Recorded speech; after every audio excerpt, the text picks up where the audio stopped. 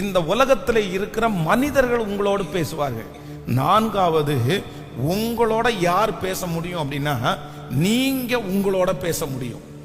இந்த நீங்கள் ஒரு ஆண்டவருடைய பிள்ளை, யார் தங்களோட தாங்கள் பேசிக்கிற ஒரு ஞானத்தை யார் வாங்குறாங்களோ அவர்கள் நிச்சயமாய் எவ்வளவு பெரிய போராட்டத்துக்குள்ள போனாலும் அவர்கள் சுலபமாய் வெளியே வந்துருவாங்க. ஆனா உங்கள்கிட்ட நீங்க பேசுறதுல நீங்க ரொம்ப ஜாக்கிரதையா இருக்கணும். உங்கள்கிட்ட உலகத்துல இருக்கிற மனிதர்கள் உங்களிடத்துல பேசினா எப்படி பேசுவாங்கன்னா சூழ்நிலையை பார்த்து தான் பேசுவாங்க. நீங்கள் வேதத்துல யோபுனிடத்துல பேசுறாங்க, யோபுனுடைய மனைவி பேசுறாங்க, யோபுனுடைய சிநேகிதர்கள் பேசுகிறாங்க. யோபுனுடைய சிநேகிதர்கள் பேசும்போது அவனுடைய இருதயத்தை காயப்படுத்துறாங்க, யோபுனுடைய மனைவி பேசும்போது அவனுடைய இருதயத்தை காயப்படுத்துறாங்க. ஆனா யோபு தன்னோட தான் பேசுகிறான்.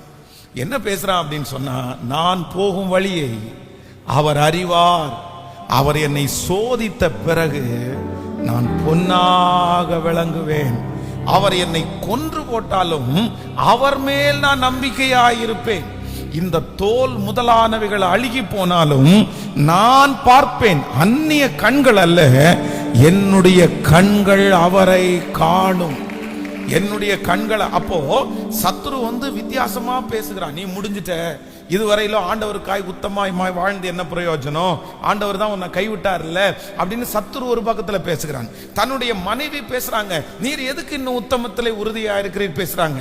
ஃப்ரெண்ட்ஸ் பேசுறாங்க, என்னமோ நீ தப்பு பண்ணிருப்போப்பா, எல்லாருக்கும் முன்னாடி நல்ல நாட்டு நடிச்ச அப்படின்னு பேசுறாங்க. ஆனா இது எல்லாவற்றையும் யோபு தள்ளி விட்டுட்டு அவரே என்ன பேசுறாரு அப்படின்னா, தன்னுடைய ஆத்துமாவை பார்த்து நீ பயப்படாத, நீ கலங்காத, நீ ஒன்னும் பெரிய விஷயமாய் எடுத்துக்காத, நிச்சயமாய் உனக்கு ஆண்டவர் ஒரு நாள் உன் தலையை, தேவரீர் நீர் சகலத்தையும் செய்ய வல்லவர், நீர் செய்ய நினைத்தது ஒன்றும் தடைபடவே தடைபடாது. இப்போ ஆவியானவர் என்ன பேசுறார் அப்படின்னா